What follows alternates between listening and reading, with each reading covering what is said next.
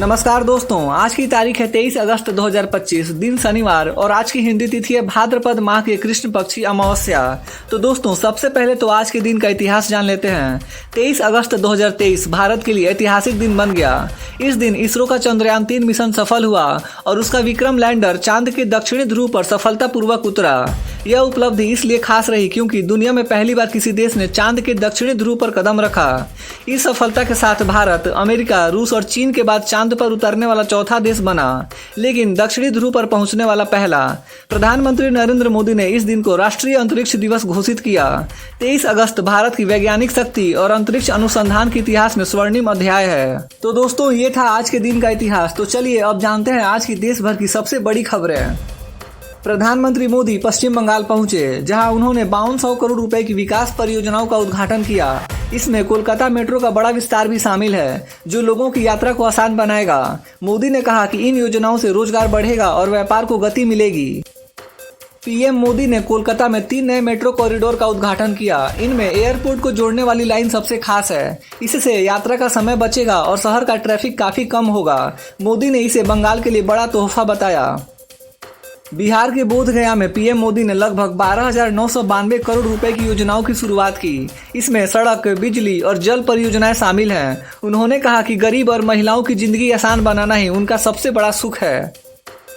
Bihar rally में मोदी ने demography mission शुरू करने का ऐलान किया। इसका मकसद है जनसंख्या और संसाधनों का संतुलन, ताकि युवाओं को रोजगार और समाज को बेहतर सुविधाएं मिल सके। उन्होंने कहा कि अवैध घुसपैठियों को अधिकार देना देश के लिए खतरनाक है।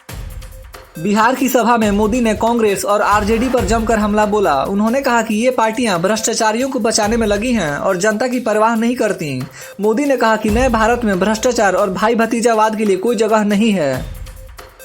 बिहार के गया की रैली में मोदी ने मिशन की 10 बड़ी बातें बताईं, जिसमें युवाओं के लिए नौकरी, महिलाओं की भागीदारी, किसानों की ताकत बढ़ाना, डिजिटल इंडिया को आगे ले जाना और आतंकवाद पर सख्ती जैसे वादे शामिल रहे। गया रैली में पीएम मोदी ने कहा कि आरजेडी वाले गहरी नींद में सोए रहते हैं और कांग्रेस को बिहार की जनता से नफरत है। उन्होंने कहा कि विपक्ष की राजनीति सिर्फ वोट बैंक तक सीमित है, जबकि बीजेपी जनता के विकास पर ध्यान देती है। प्रधानमंत्री मोदी ने कहा कि उनका सबसे बड़ा लक्ष्य गरीबों और महिलाओं की जिंदगी को आसान बनाना है। उन्होंने याद दिलाया कि सरकार ने गैस कनेक्शन, पक्के घर और जनधन खाते जैसी योजनाएं इसी सोच के तहत दी हैं। पीएम मोदी ने फ्रांस के राष्ट्रपति इमैनुअल मैक्रों से फोन पर बात की। दोनों नेताओं ने यूक्रेन और पश्चिम एशिया में शांति के प्रयासों पर चर्चा की। साथ ही रक्षा और व्यापारिक रिश्तों को और मजबूत करने का संकल्प भी लिया। गोवा के मुख्यमंत्री प्रमोद सावंत ने पीएम मोदी को टेम्पल्स ऑफ गोवा और स्पिरिचुअल ओडेसी नामक कॉफी टेबल बुक भेंट की।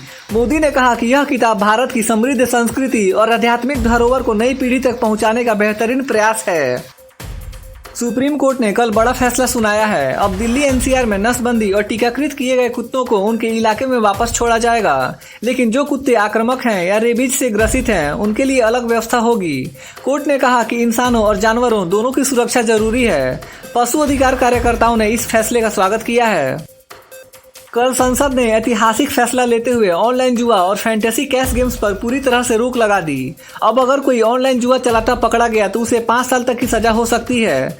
सरकार ने कहा कि ये कदम युवाओं को गलत रास्ते से बचाने के लिए उठाया गया है। ई स्पोर्ट्स और एजुकेशनल गेम्स पर यह नियम लागू नहीं होगा। प्रधानमंत्री मोदी ने कोलकाता में 13.61 किलोमीटर लंबे 3 नए मेट्रो रूट का उद्घाटन किया। इस प्रोजेक्ट से शहर के लाखों लोगों को फायदा मिलेगा और ट्रैफिक जाम की समस्या कम होगी। मोदी जी ने कहा कि ये प्रोजेक्ट न्यू इंडिया के सपने को साकार करने की दिशा में बड़ा कदम है। आज यानी 23 अगस्त को पूरे देश के स्कूलों में राष्ट्रीय अंतरिक्ष दिवस मनाया जा रहा है। खासकर लखनऊ के सभी स्कूलों में बच्चों के लिए प्रदर्शनियां, वर्कशॉप और स्पेशल असेंबली रखी गई। इसमें चंद्रयान, आदित्य L1 और गगनयान जैसी मिशनों के बारे में बच्चों को बताया गया। इसका मकसद है बच्चों को विज्ञान और अंतरिक्ष की ओर प्रेरित करना। केंद्र सरकार ने संसद में 5 बड़े समुद्री कानून पास किए। इन कानूनों का मकसद है समुद्री संसाधनों का सही इस्तेमाल करना और ब्लू इकोनॉमी को बढ़ावा देना। इससे शिपिंग, जलमार्ग और मछली पालन से जुड़े उद्योगों को बड़ा फायदा मिलेगा। सरकार का मानना है कि इससे लाखों नए रोजगार के मौके बनेंगे। केंद्र सरकार ने नई शिक्षा नीति के तहत डिजिटल लर्निंग को बढ़ावा देने का ऐलान किया। अब देश भर की स्कूलों में एआई आधारित स्मार्ट क्लासरूम और वर्चुअल लैब बनाई जाएंगी। शिक्षा मंत्री ने कहा कि इससे बच्चों को आधुनिक तकनीक के साथ पढ़ाई करने का मौका मिलेगा। ये पहल भारत को डिजिटल एजुकेशन में ग्लोबल लीडर बना सकती है। यूपी के सीएम योगी आदित्यनाथ ने बड़ा ऐलान किया है। उन्होंने कहा कि अब जिला मुख्यालय की नगर पालिकाएं पूरी तरह स्मार्ट और आधुनिक बनाई जाएंगी। इस योजना के तहत pink toilet, EV charging station, digital सेवाएं और स्मार्ट क्लासरूम जैसी सुविधाएं होंगी।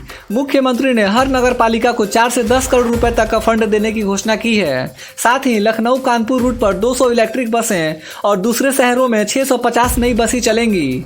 योगी जी ने कहा, यह बदलाव शहरों को नए भारत का मॉडल बनाएगा। बिहार के मुख्यमंत्री नीतीश कुमार ने गया जी से बड़ा ऐलान किया है। उन्होंने कहा कि चुनाव से पहले 50,000 युवाओं को नौकरी दी जाएगी और अगले 5 सालों में 1 करोड़ रोजगार दिए जाएंगे। इसके साथ ही पेंशन को भी 400 से बढ़ाकर 1100 रुपए कर दिया गया है। राष्ट्रपति डोनाल्ड ट्रंप ने अमेरिका बाय डिजाइन नाम की पहल शुरू की है। इसके तहत नेशनल डिजाइन स्टूडियो बनेगा, जिसमें सरकारी सेवाओं और डिजिटल प्लेटफॉर्म्स को और आकर्षक व आसान बनाया जाएगा। खास बात यह है कि एयरबीएनबी के को फाउंडर जो गेब्बिया को इसका प्रमुख बनाए जाने की चर्चा है। ट्रंप इससे अमेरिका की छवि को शानदार दिखाना चाहते हैं। हाल ही में व्हाइट हाउस पर सुनहरी प्लेटिंग की खबर ने भी उनके भव्य स्टाइल को चर्चा में ला दिया था। वाशिंगटन डीसी में ट्रंप प्रशासन ने अपराध पर सख्त कदम उठाया है। राजधानी में बढ़ते अपराध को रोकने के लिए ट्रंप ने 2000 नेशनल गार्ड सैनिकों को तैनात करने का आदेश दिया है।